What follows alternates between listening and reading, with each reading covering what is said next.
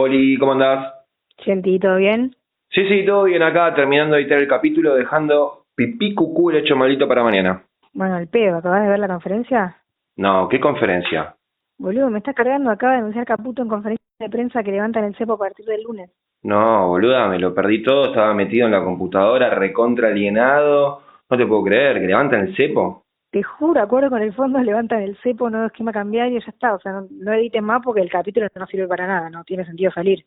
No, pará, pero si levantan el cepo es que empieza la nueva etapa del gobierno de Milei y es lo que dijimos en el capítulo. No, pará, me parece que el capítulo sirve todavía. Está bien que no teníamos el dato, pero el análisis para mí está bien. Yo creo que lo tenemos que publicar igual, Poli. Y vos decís, bueno, no sé, pero ¿cómo nos va a pasar esto, boludo? ¿Cómo nos puede pasar esto el día que salimos? Y me parece que no la vemos. Hola, bienvenidas, bienvenidos a un nuevo episodio y una nueva temporada de El Hecho Maldito, el podcast semanal de análisis de la actualidad política. Estoy junto a Poli Sabatés, a Julián Jófele, a Mili Pioletti, yo soy Juan Gentile y los vamos a acompañar en un nuevo año, un año muy importante, decisorio con el escenario político. Si el año pasado abríamos cada capítulo diciendo el escenario político está prendido fuego, me parece que en los últimos meses eso cobró especial actualidad, porque tuvimos un cambio de escenario muy drástico en los últimos meses. Desde aquel último episodio que grabamos en diciembre pasaron muchas cosas en la Argentina. No nos vamos a poner a repasarlas todas porque sabemos que la audiencia de este podcast está muy politizada, muy actualizada y sigue las noticias y los debates políticos semana a semana, pero sin dudas, bueno, el gobierno nacional está en una situación de muchísima mayor debilidad que el estado en el que cerró el año 2024, que fue su primer año de gestión, podríamos decir un año de gracia, un año tranquilo, un año que lo cerró victorioso el gobierno de Javier Milei, y ahora está en una situación mucho más delicada, negociando un acuerdo con el Fondo Monetario Internacional, que lejos de ser una situación, digamos, para celebrar para la Argentina, es una expresión de la fragilidad económica en la que se encuentra, ¿no? Si el gobierno va a pedir la escupidera al fondo, bueno, también con rumores de devaluación, con un esquema cambiario que está ya cuestionado tanto por el mercado como por todos los analistas económicos y políticos de la Argentina. Están un poco ya, está instalada la idea de que el crawling peg de 1%, el tipo de cambio oficial que viene sosteniendo el gobierno a fuerza de quemar reservas del Banco Central, ya está agotado. Incluso algunas fuentes del mismo gobierno lo reconocen, ¿no? Que el tipo de cambio llegó a un punto en el cual va a haber que hacer algún tipo de modificación con sus consiguientes consecuencias en términos de precios, en términos inflacionarios y, por ende, en el humor social, en un año electoral, ¿no? Donde el gobierno se juega su primer parada frente al voto de quienes lo llevaron a la presidencia, el voto del pueblo argentino, que va a tener que ratificar o darle un mensaje de alerta, de atención en las elecciones legislativas que tendremos ya a partir de la segunda mitad del año, un esquema donde van a votar varias provincias argentinas y terminaremos con las elecciones legislativas nacionales. Bueno, un poquito esa es la introducción, muy a grosso modo, porque también hay muchas cosas, se está moviendo el peronismo, el tablero político se está moviendo también con mucha velocidad en las últimas semanas. Tenemos muchas internas, muchos debates, armados de listas, roscas, idas y vueltas, acuerdo, no hay acuerdo, Libertad Avanza, PRO, peronismo, cierra, no cierra provincia de Buenos Aires, qué es lo que se pone en juego en las distintas provincias. Bueno, de todo eso vamos a hablar, pero los invito a entrar por, si se quiere, una caracterización del momento actual del gobierno de Javier Milei y los principales desafíos que enfrenta ahora en lo cotidiano, ¿no? Bueno, hola, ¿cómo va? Qué lindo volver. Sí, ¿no? Alegría, nueva temporada y con nuevos integrantes porque tenemos además nueva compañera. Hola, bienvenida. Allí formalmente nuestra amiga que nos va a ayudar en contenido, redes, creatividad, vamos a decirlo así, de este programa que intentará pegar un salto este año de la mano de todos y todas ustedes. Nos tomamos un tiempo justamente para volver recargados, ¿no? Pero volvió con todo. Sí, dejamos pasar la vuelta de todo lo segunda línea que hay en los medios. Total. Con el mismo equipo, nosotros cuatro, Valen, por supuesto, todavía acompañando ahí, y allí, y con Instagram, así que síganos. Sí. Y con YouTube. Y bueno, síganos en @elhechomaldito. @elhecho_ok, sí. Y con YouTube, que es una novedad en la que también nos van a poder escuchar. Y en Twitter es @malditohecho. Exacto. Caracterización, qué difícil después de tantos meses. Dijiste, me parece una palabra que me la anoté porque me parece que es un poco clave, que es velocidad, recién dijiste. Lo dijiste hablando del peronismo, pero lo voy a transponer al gobierno. Creo que es el gobierno de la velocidad, sin ninguna duda, por cómo viene haciendo todo. O sea, el gobierno que devaluó más rápido la historia, que sometió una reforma laboral más rápido, que más rápido logró el travestismo de diputados, legisladores de otros partidos políticos y gobernadores hacia ahí, que más rápido desarmó el tablero y que ahora más rápido va el Fondo Monetario Internacional y más rápido cae, no cae porque yo creo que no cayó, pero sí que tiene que acudir a soluciones mágicas, entre comillas, para tratar de sobreponerse. Coincido en que fue un buen primer año para el gobierno, coincido en que desde el escándalo de Libra para acá, por supuesto, va en bajada, por lo menos en los términos en los que nosotros analizamos, y acá quiero hacer la salvedad, no sé si alcanza esta bajada para que, por ejemplo, pierdan las elecciones. O sea, no los veo del todo mal en los aspectos que se tienen en cuenta en el sentido común. La gente, voy a hacer clarinismo, sí. No podría decir todavía que están mal en esa de la dimensión del análisis. Por supuesto, si lo ves con un poco de lupa o con un poco de análisis, lo del fondo es catastrófico, que tenga que recurrir tan rápido al Fondo Monetario Internacional es catastrófico, la falta de credibilidad que se logró con el escándalo Libra es catastrófico, los malabares que está haciendo en un mundo que está estallado y está estallando es terrible.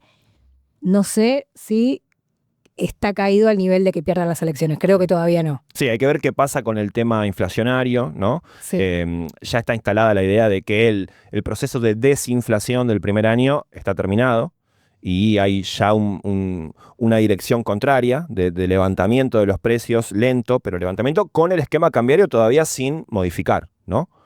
Porque el gobierno mantiene el ritmo de evaluación oficial, el ancla cambiaria de 1%, intentando converger hacia ese número la inflación, pero no está pudiendo perforar el piso del 2, no lo pudo hacer nunca, y todo indica que ahora viene un ciclo ascendente de la inflación. Eso sin tocar el esquema cambiario, porque si vos tocas el esquema cambiario ahí puedes tener un salto mayor, y si eso impacta en los precios, ahí hay que ver qué pasa, ¿no? En términos de aceptación del gobierno, clima social. Igual coincido con vos en que no está tan claro tampoco, si bien está en un escenario de debilidad muy marcado respecto de cómo terminó el año pasado, eso no se traduce 1 a 1 a que tenga una derrota electoral este año. Eso está por verse, ¿no? Es evidente que según cuando escuchen este episodio verán en dónde está el tipo de cambio, ¿no? Quienes lo escuchen más rápido probablemente no vean modificaciones. Los que se toman unos días para llegar, no lo sabemos todavía. Algunas cosas que me fui anotando de lo que iban introduciendo. ¿Qué es perder las elecciones? Lo dejo para que lo debatamos a lo largo del año porque va a haber varias elecciones en principio, después lo podemos pensar. Pero ¿qué sería perder las elecciones para un gobierno que prácticamente no tiene diputados y senadores que renovar de hace 4 años? Claro. Tiene muy poco para renovar. Entonces, aún en uno de los peores escenarios que podamos imaginar electorales, suma en el Congreso. Eso es bastante ambivalente, porque al mismo tiempo sabemos que una derrota contundente, en términos políticos, el impacto es más grande que lo que termina sumando en la Cámara de Diputados y Senadores, pero... Sí. En términos numéricos, de cara a las reformas que quieran hacer el año que viene, pase lo que pase, van a sumar. Eso lo tenemos que tener claro. Después, podemos ver si en términos de aliados, si después el PRO termina perdiendo, si a la larga la cuenta es buena o mala. Bueno, tenemos todavía meses para charlarlo. Y lo otro es 11 temporadas del hecho maldito, 7 años bajo los acuerdos con el Fondo Monetario, ¿no? Llevamos mucho tiempo. Claro, de esa manera. ¿Qué dato? Me hizo mierda. Llevamos mucho tiempo ya de Fondo Monetario en la Argentina. Mauricio Macri fue al tercer año de gobierno a pedir ese préstamo que al día de hoy nos somete. Alberto Fernández renegoció en el tercer año de gobierno también. Como decía Poli, Milei lo hizo al año y medio. Está haciendo récord en muchas cuestiones, es cierto. Y en los casos de Mauricio Macri y de Alberto Fernández, y con esto abro ese debate también, comenzaron la segunda etapa de su gobierno. O sea, la segunda etapa de gobierno de Macri, cuando se le terminó el ciclo económico inicial y tuvo que ir al fondo. La segunda etapa de gobierno de Alberto Fernández por el comienzo de la crisis política al interior del peronismo, con la renuncia de Máximo Kirchner como titular de la bancada, planteando una oposición a ese acuerdo que entendía y que al día de hoy vemos también qué consecuencias tuvo ese acuerdo, ¿no? Era negativo. Empieza la segunda etapa de gobierno de Milei. ¿Volvemos justo hoy por eso? ¿Porque empieza la segunda etapa de gobierno? Wow. Profundo. Profundo, no, quedó abierta la pregunta y lo retomo en ese sentido también ¿qué es lo nuevo que está ocurriendo? Esto que decía Joffe, de 10, 11 años del hecho maldito, 7 fueron con el Fondo Monetario Internacional adentro del territorio del país.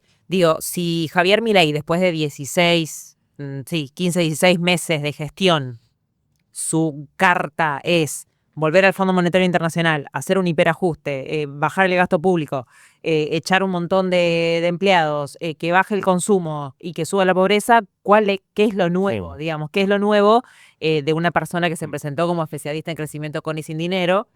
Claramente no tenía... Sí, como una gran novedad se Una gran presentó, novedad. ¿no? Muy distinto a lo que había hecho Macri, ¿no? Exactamente. Y también en esto de pensar un poquito históricamente, como lo hizo Joffe recién, de la cantidad de años con el Fondo Monetario Internacional, lo lejos que queda el último año en que la Argentina pudo despedirse del fondo, ¿no? Y lo lejos que empiezan a quedar los recuerdos de un país en el que hubo una clase media, lo lejos que queda 2015 para el peronismo también, digamos, como último gobierno exitoso, salteando groseramente el de Alberto Fernández.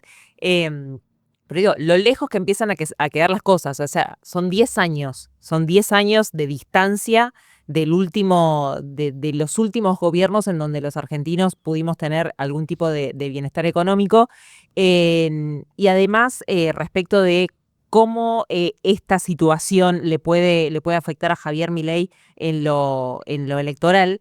Se me ocurre pensar también cómo no le afectó a nivel costo político, que es lo que siempre digo, que yo siento que nunca paga ningún costo político, la última aparición de Javier Milei en Estados Unidos, que fue con Toto Caputo a querer sacarse una foto. Lo de Mar-a-Lago. Mar-a-Lago. Sí. La foto no pasó, según trascendidos, no es que Trump, el helicóptero no llegó. Trump nunca llegó y nunca tuvo en agenda reunirse con Milei. O sea, fue una carambola que hicieron como para sacar la foto. De igual manera, a pesar de esto y a pesar de manejar la política exterior de una manera aniñada, de igual manera el fondo va a desembolsar, de igual manera renovaron el swap con China, de igual manera parece que va a haber un crédito especial de Estados Unidos, del gobierno de la gestión de Trump para Argentina.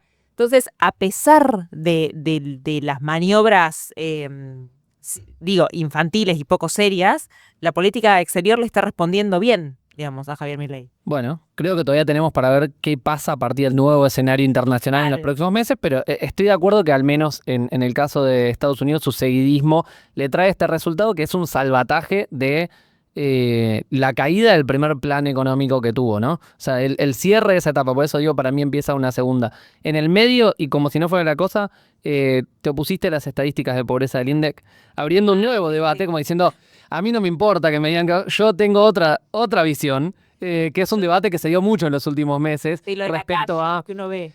los ponderadores, respecto a si efectivamente lo que vemos que está pasando con el consumo, con la actividad económica, con la desocupación, etcétera, se ve o no reflejado en lo que después es la estadística de pobreza, ¿no? Pero lo menciono porque es otro gran debate que se abrió en los últimos meses, está bueno, para dejarlo ahí. Paréntesis, porque además, hay un gran debate hace un par de años, 2 o 3, de cómo mide la canasta, el INDEC, y por qué la diferencia con, hablando de la inflación, con la inflación de la ciudad, que pondera más servicios que el resto de las cuestiones, pero bueno, en mi caso, yo me opongo a la obra del INDEC. No estoy con vos, Marco Labaña.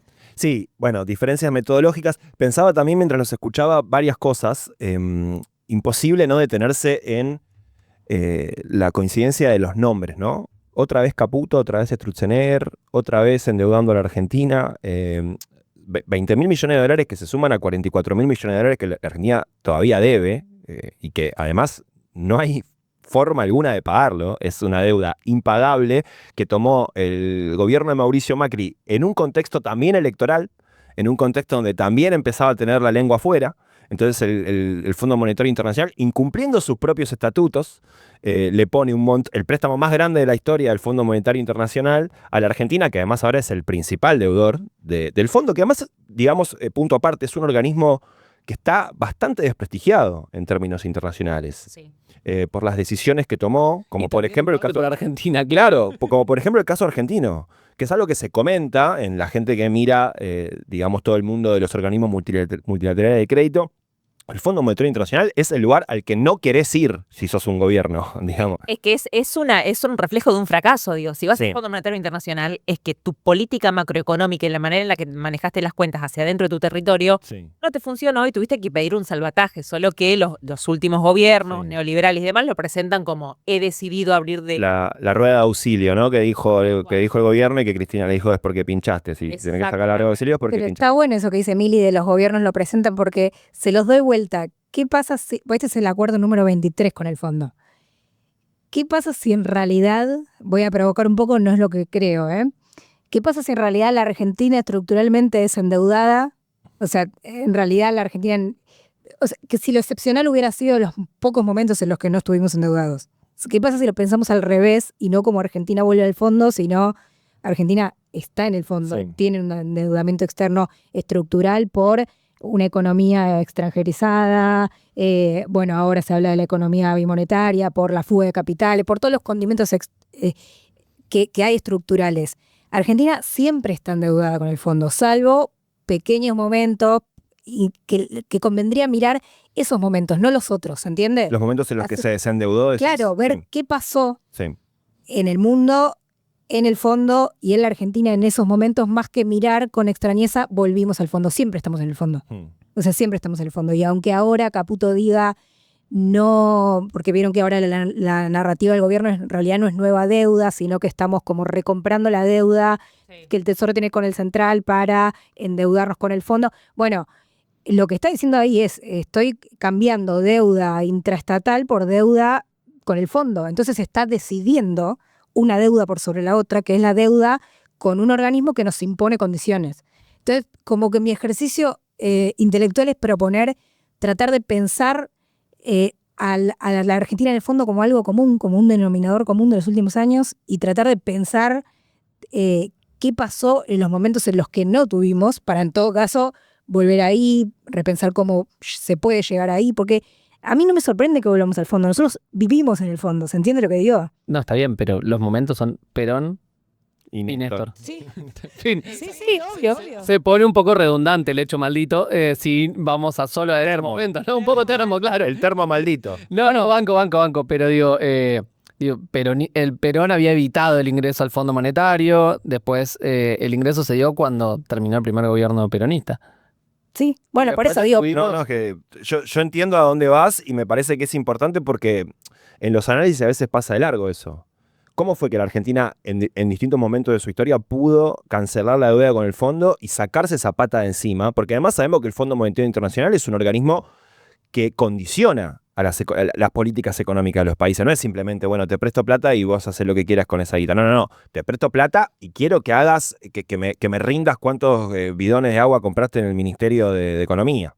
O sea, entonces, justamente, me parece interesante. Ponen oficinas dentro de su propio claro, ministerio, ponen ¿no? oficina y hasta te piden funcionarios, digamos. A ver, no te Sergio Massa. Sí, bueno, no sé. No, bueno, pero digo, como que digo, ¿Cómo decís? Sergio Massa. Como diga, para.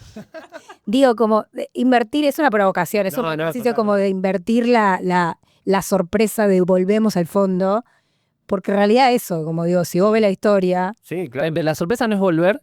Lo que estamos resaltando, que creo que es lo que hiciste al comienzo, es la velocidad con la que se terminó de caer el primer plan de Milei. Me acuerdo que cuando comenzó el gobierno de Milei, nosotros discutíamos si los primeros meses iban a estar caracterizados por una alianza con Mauricio Macri y la primer crisis de quitarse de encima el macrismo y gobernar el mileísmo puro. Y se está dando al revés esa ecuación.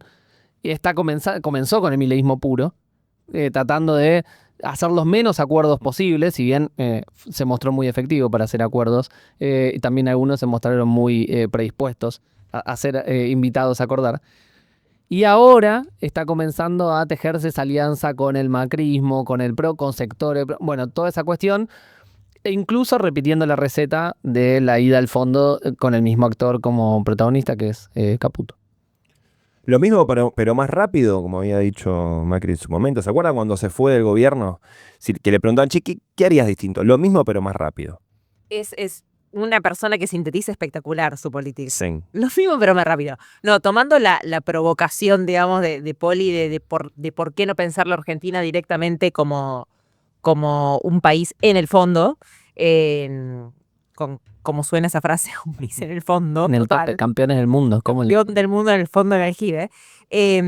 Pero digo, el gobierno de Milei también puso sobre la mesa esta idea que teníamos nosotros, bueno, muchos de nosotros, como un país que estaba salvado de algunas cosas, ¿no? Un país que, dada su historia, por ejemplo, respecto a los delitos de lesa humanidad, estaba salvado de que vuelva a pasar. Un país con una democracia y una institucionalidad tan fuerte estaba salvada de no ser, no sé, Paraguay o no ser otros países con democracias más débiles. Digo, puso en jaque esa idea que teníamos de Argentina como un país fuerte, como un país con algún tipo de coronita institucional dentro de Latinoamérica, y lo que está pasando ahora en esto de pensar a la Argentina como un país permanentemente en el fondo es que es la latinoamericanización total, o sea, la confirmación de esa característica de la Argentina, con un poder legislativo anulado, como en otros países, con un nivel de pobreza estructural de la cual no se puede salir, con una relación con el Fondo Monetario de la cual no se puede salir. El otro día escuchaba a Melconian, que decía que hemos naturalizado de tal manera las cosas de que el gobierno está tocando los encajes bancarios, es decir, los ahorros en dólares de los ahorristas, y la gente está caminando sin una cacerola en la mano. Como diciendo, todo bien, digamos. Estamos tan habituados a este tipo de descalabros que ya, digo, se termina de confirmar esta característica de la Argentina. Estamos en el fondo, digamos. Sí, yo iba a eso, como a tratar de naturalizar. Por supuesto, yo no estoy de acuerdo en que vayamos al fondo, pero siento que la discusión que se debe es entonces cómo salir, entonces qué, y acá si quieren como que de golpe entramos en la interna del peronismo, porque me parece que es la discusión. ¿Qué es lo alternativo? O sea, atacar, tenemos un diagnóstico que es que la Argentina es una economía dependiente, con restricción de divisas permanentemente, con fuga de capitales, con endeudamiento externo. Bueno, si ese es nuestro diagnóstico, que es el que yo propongo, la Argentina viene siendo eso en la última era de valorización financiera, o como se quiere llamarse Argentina, es eso. Bueno, ¿cuál es la contraposición? ¿Es con reindustrialización, como el axelismo, por ejemplo, está insistiendo fuertemente con eso? ¿Es desconociendo los mecanismos institucionales del fondo? ¿Es dando la discusión por la economía monetaria, que es lo que insiste Cristina? O sea, ¿cuáles son las herramientas y el modelo que tenemos para contraponer a esta Argentina del fondo? No, claro, en los momentos en los que la Argentina pudo cancelar su deuda con el Fondo Monetario Internacional, eran contextos, por un lado, favorables en términos internacionales, y que la Argentina tenía posibilidades de exportar e ingresar dólares con los cuales agrandar sus reservas de manera genuina, que ese es el problema que viene teniendo en los últimos años. Tiene permanentemente ese déficit de reservas en el Banco Central que le genera la situación de inestabilidad, que tiene que utilizarlas para contener el tipo de cambio y demás. Está claro que no es no es una situación que ningún gobierno pueda resolver rápidamente. Es una política, es una combinación de políticas en términos principalmente de política económica y política de modelo productivo, ¿no? Y que eso puede en todo caso llevar algunos años con cierto viento de cola favorable en el contexto internacional. Que no sería un mal momento en este momento, digamos, más allá del giro proteccionista de Trump y demás, pero bueno, la Argentina venía... China es la principal economía en términos globales. De hecho, la reacción de Trump en este momento es como una especie de ganas de pelearle ese lugar que perdió a Estados Unidos, ese primer lugar preponderante en términos económicos. Pero Argentina tiene digamos, por lo que exporta, por sus propios recursos naturales y la riqueza que tiene su suelo, tiene posibilidad. Bueno, ni hablar si se habilita las exportaciones de gas, de vaca muerta y todo eso, digo, tiene posibilidades. Sí, pero te puedo hacer un paréntesis. Sí. Argentina ha tenido déficit comercial en los últimos tiempos. Lo tiene ahora, lo tuvo con Alberto Fernández Sí, y aún sí. así perdimos reservas, Total. tuvimos que ir al fondo. Entonces, Sí, hay sí. algo de fondo que está pasando que con exportar más no alcanza. No, pareciera. por supuesto, es una combinación de política económica, digamos, en muchos frentes al mismo tiempo, pero con un objetivo claro, que es, digamos, el desarrollo productivo del país con una política de desendeudamiento y redistribución de la riqueza hacia su interior. Pero eso, bueno, claramente son modelos antagónicos con los que propone Milei o Macri o la derecha de la Argentina, que tiene una mirada mucho más colonial de la Argentina, mucho más dependiente, y que además hasta, bueno, si capaz se toman 2 copas de más y aflojan la lengua, capaz que hasta tienen vergüenza de ser argentinos, digamos, se sienten como parte de una especie de culo del mundo y demás. Pero sí, esa discusión es interesante. Me parece que además va a ser la que se va a dar necesariamente en los próximos años, de cara a el siguiente turno electoral, cuando pase este año, pasen las elecciones legislativas y empiece a avanzar la discusión de quiénes se van a proponer para ocupar la Casa Rosada a partir de 2027, va a ser también una discusión en ese sentido. Bueno, ¿hacia dónde va la Argentina en términos económicos? ¿Qué hace con la deuda que vamos a seguir teniendo? Y va a ser mucha.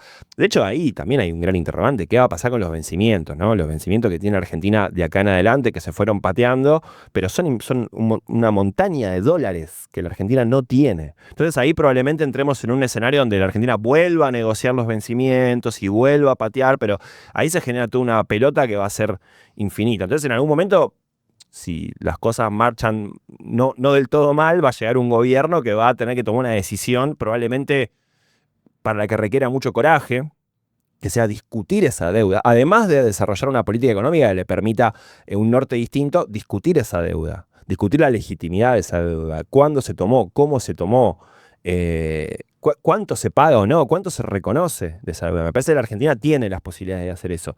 Pero bueno, es un debate recontra profundo y creo que vamos a tener un montón de oportunidades de conversarlo acá también. Por años, si Sí. el Fondo Monetario va a estar Sí. toda nuestra vida. Sí, no sé si hay tantas diferencias entre los sectores del peronismo respecto. Bueno, eso también lo iremos viendo, pero vos decías, es verdad que Axel remarca mucho el tema de la industrialización y quizás en las últimas intervenciones de Cristina, bueno, marca por ahí algunas cuestiones más autocríticas, ¿no? De las cuestiones del mundo del trabajo, de las cuestiones de la educación y demás, pero no las veo como excluyentes en sí mismas. No, el otro día lo escuché en una entrevista a Carlos Bianco, mano derecha de Axel y del gobierno, pilar fundamental del gobierno de Axel, y le preguntaban, en toda la pelea que está viendo la interna, le decían, pero hay diferencias programáticas, y él dijo, no, mira, nosotros, el axelismo, el movimiento derecho al futuro, consideramos que la provincia de Buenos Aires es el corazón productivo del país y que la industrialización o la reindustrialización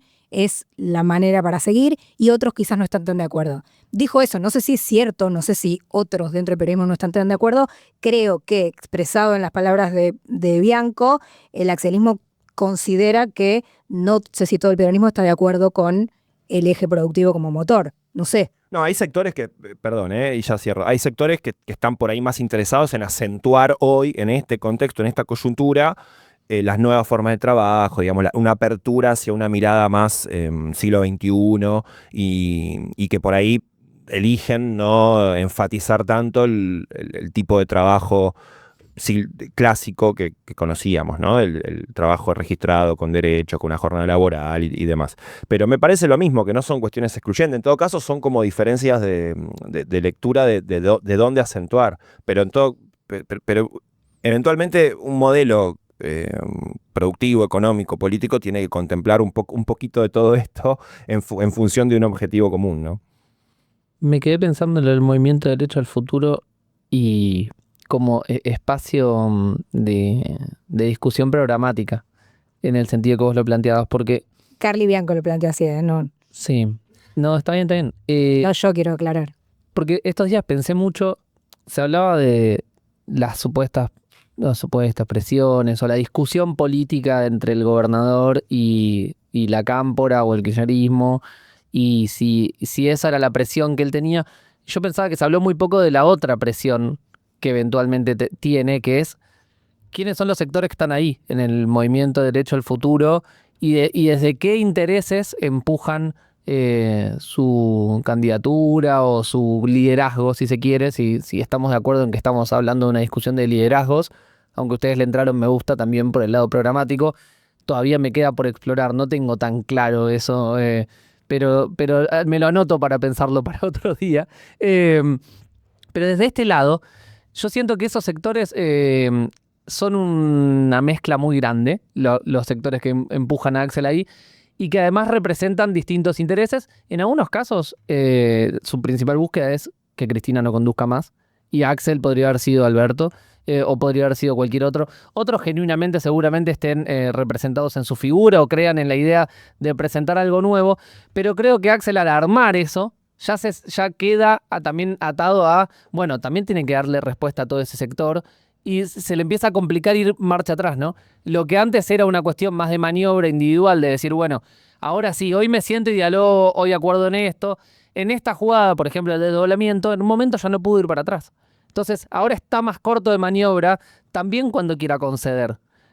Y eso me parece que es una complejidad que se le suma al tema, y que hay que ver también en el momento en el cual alguna de las cosas que Axel haga vayan en contra de lo que ese sector le pida o lo que algunos de esos sectores le pidan, si la identificación por él es la misma que genera Cristina en los sectores que se identifican con ella, ¿no?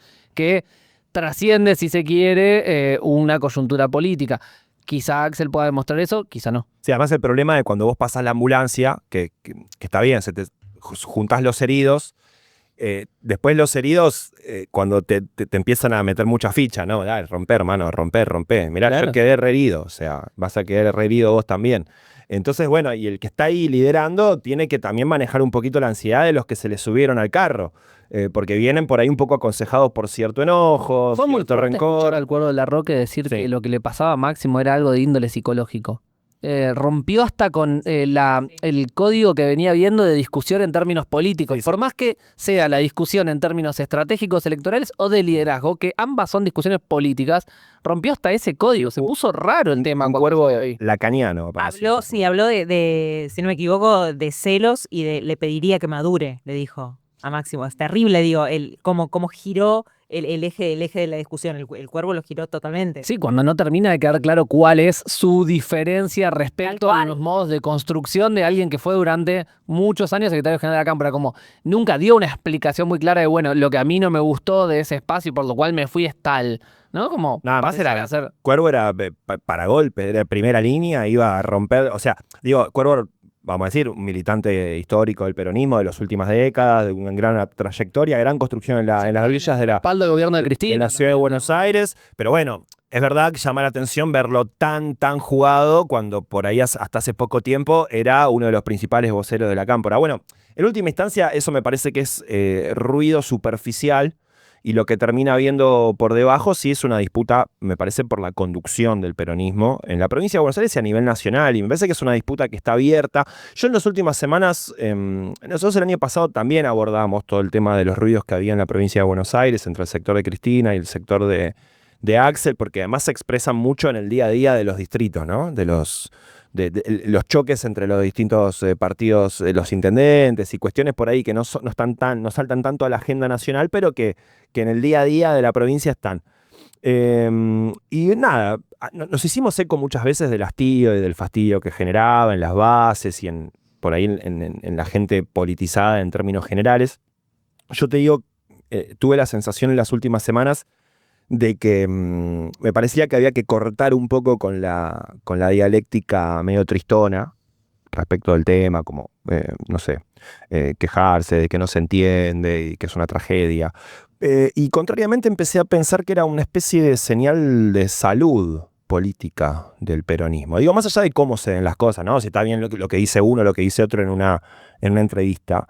Me parece que los liderazgos se diriman en el terreno de la política, en el terreno de las organizaciones políticas, con sus dirigentes, queriendo liderar, los que tienen voluntad de liderar, expresándolo claramente, con palabras, con acciones, juntando los sectores a su alrededor que tengan ganas de ir por ese lado.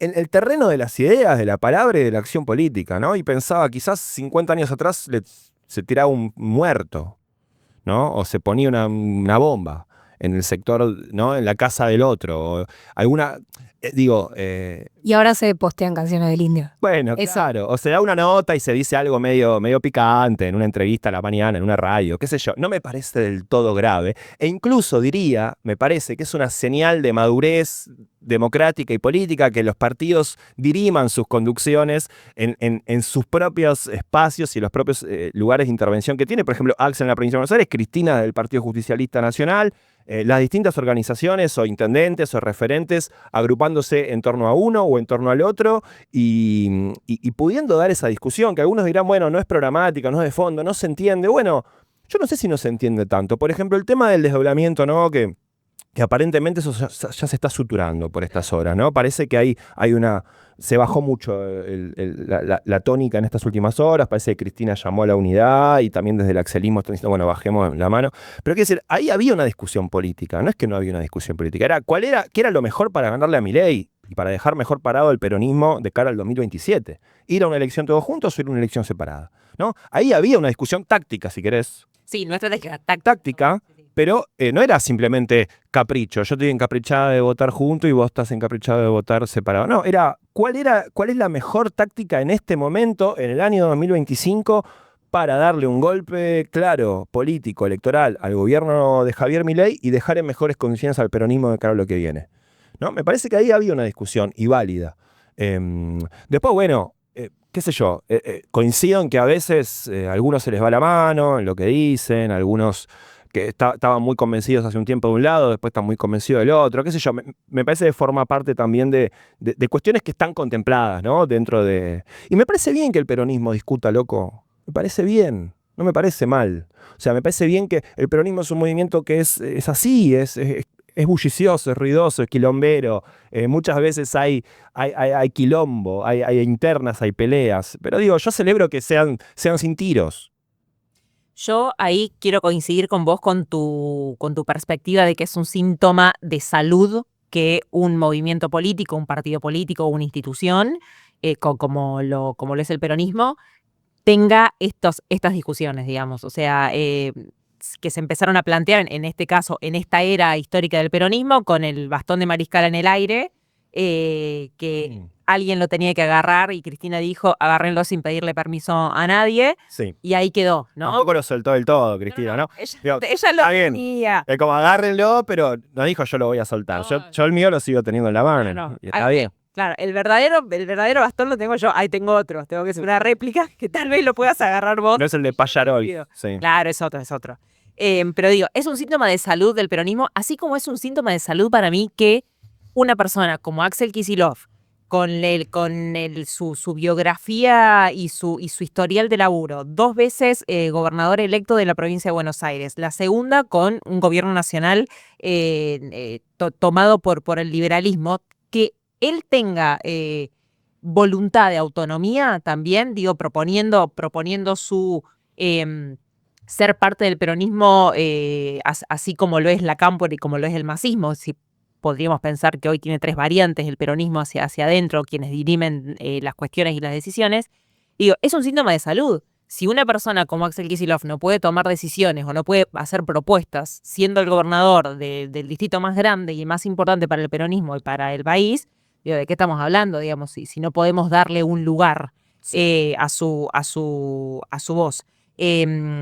Pensaba también históricamente que Perón mismo decía de que sin doctrina los movimientos envejecen con el caudillo. Entonces, digo, para que eso no suceda, se tienen que empezar a dar estas discusiones, porque si no, se da como en el 2023-2022, las internas a cielo abierto, la carta va, carta viene, la indirecta de Alberto agarrar la lapicera y demás, y corremos el riesgo de un nuevo Alberto, ¿no? O sea, hablando de una persona puesta a dedo, no bancada por el movimiento y demás, por no dar los debates que hay que dar. Axel decía, si no debatimos lo que pasó en el pasado, no vamos a tener futuro. O sea, se tiene que poder debatir quiénes fuimos, por qué perdimos, qué pasó con Alberto. Digo, se tiene que poder hablar de eso sin necesidad de diferencias programáticas, sí tácticas, como decía Genti. Sí, reculó un poquito igual Axel, después de anunciar el desdoblamiento, después al día siguiente lo escuché a Carly, escuché a otra gente también que habló diciendo, bueno, pero Cristina, que juegue Cristina nos parece muy bien, es la candidata de la unidad, porque el día que Axel llama a la conferencia de prensa y anuncia el decreto del desdoblamiento, claramente es un desafío a Cristina y a la Cámpora en la provincia, porque ese sector venía insistiendo mucho en la unificación, en las concurrentes, en la legislatura bonaerense también. Las declaraciones que venían haciendo todos los dirigentes, claramente se plantó ahí, que si lo diciendo yo soy el gobernador, explicó que era difícil votar, ¿no? Que no se podía votar concurrente, que era muy confuso, que tardaba más de 4 minutos. Bueno, no sé, a mí esa explicación no me convenció del todo. Porque también es difícil lo contrario. Por Es eso. difícil organizar una elección desde la provincia por primera vez en la historia desdoblada de la Sí, nacional. porque está claro que era una decisión política que respondía más a la interna del peronismo. Pero yo no creo que haya reculado, ¿eh? No, porque al día siguiente me parece que bajó 1000 cambios en el desafío. No, Bueno, pero si vos lo escuchás el primer Sí. día, tampoco estaba subido a otro cambio. O sea, no, yo creo que es... quizás eran los que estaban alrededor, con más ganas, ¿no? Claro, más que un sí. desafío, me parece que lo que mostró es que falló el posible acuerdo. O sea, las posiciones ya eran distintas, hubo un intento de acercarlas, Sí. eso falló. Bueno, la conferencia fue evidenciar que esa posibilidad de acuerdo no existe más, o al menos no, respecto a este tema. Otra va a ser la discusión respecto a los frentes electorales, y ahí tenemos una discusión posible con PASO y otra sin PASO, ¿no? Porque las PASO en ese sentido son una herramienta que te permite presentar distintas opciones, acordar un mecanismo de integración de la boleta posterior y saldar una interna. Bueno, saldarla es otra discusión, no sé si se salda o no, Sí. pero al menos presentar las variantes.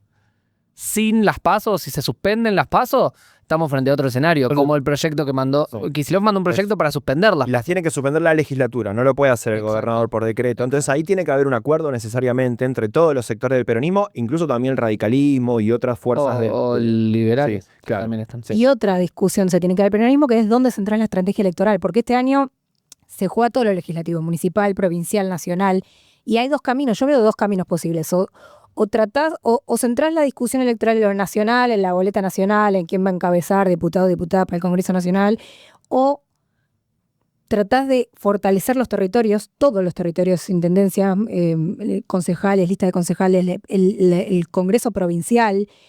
Entonces, para mí, dónde centrar la estrategia también es una decisión que se tiene que dar, y yo ahí veo dos posturas.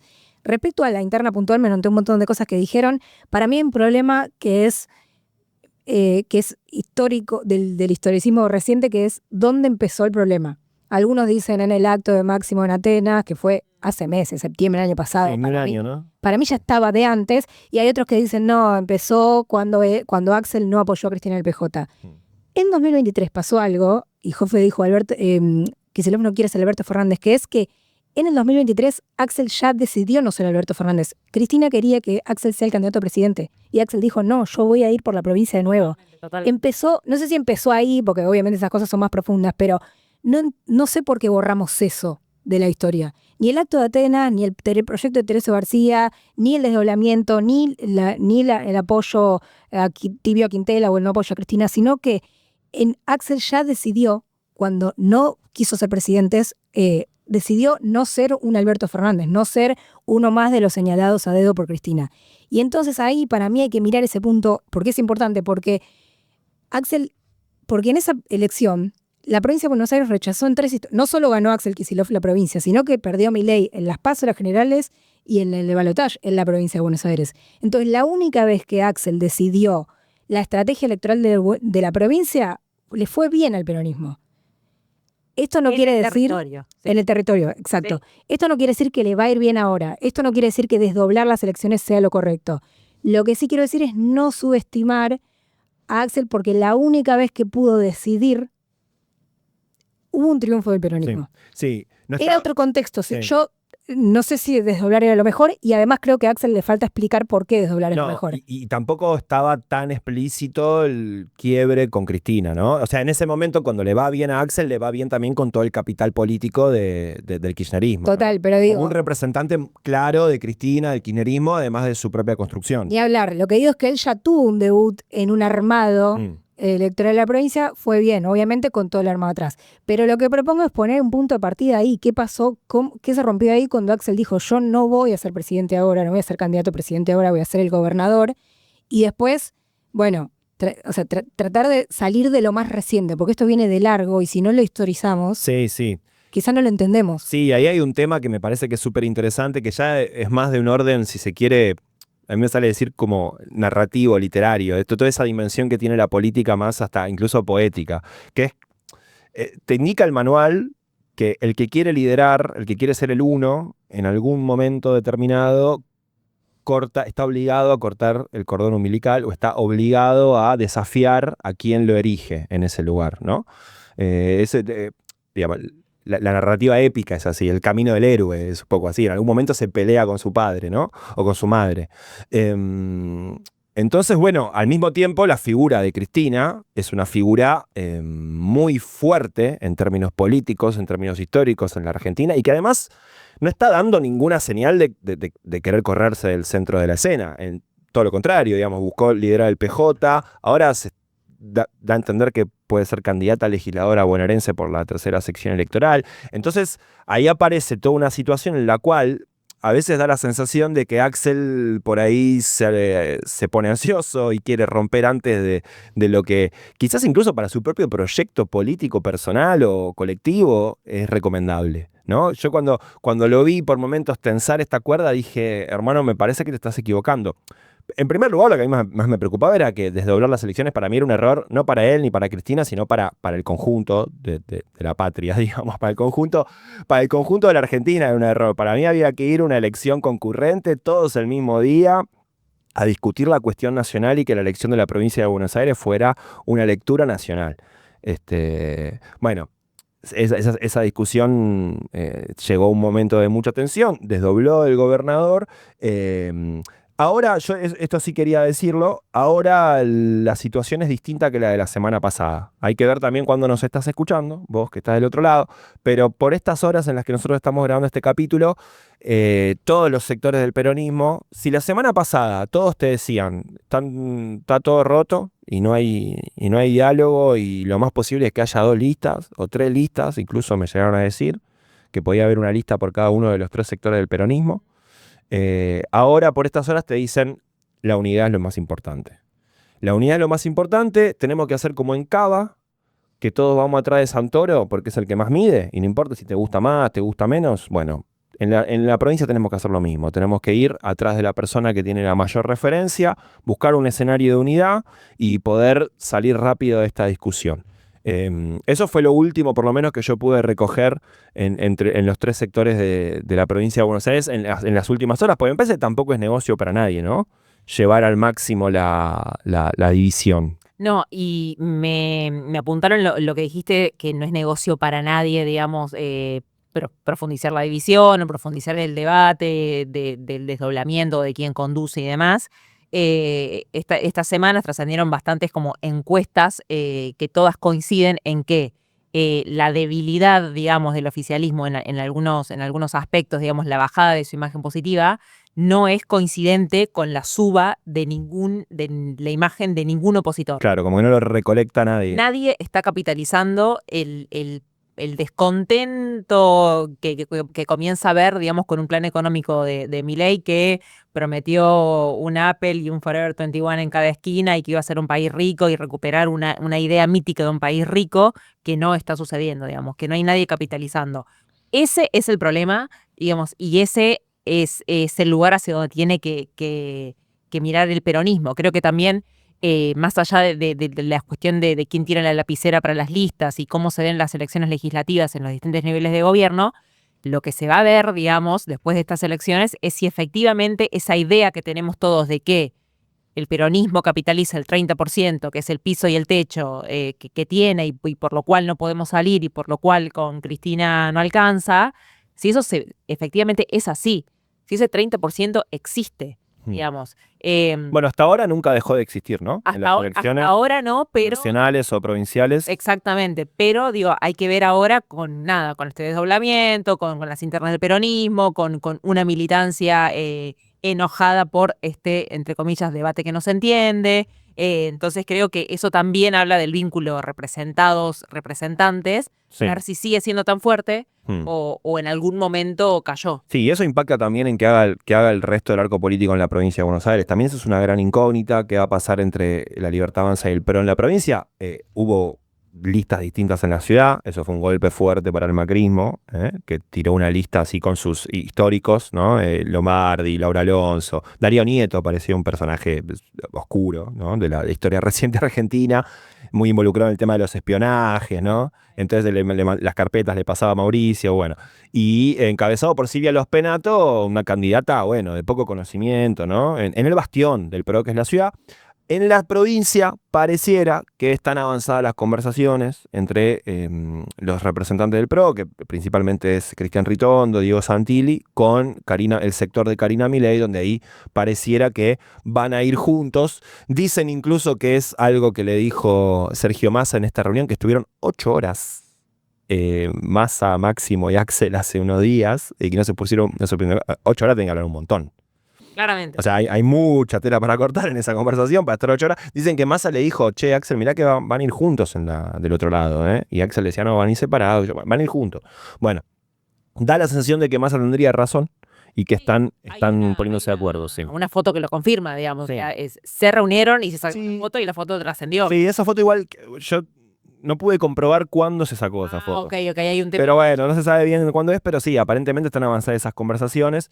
Lo cual también de alguna manera, bueno, tiende a polarizar el escenario, ¿no? Porque si hay unidad de un lado, necesariamente aparece unidad del otro.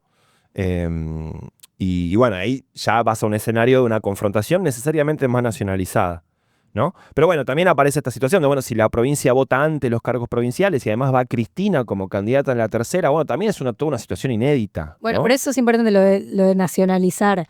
O sea, no sé, este domingo vota Santa Fe. Sí.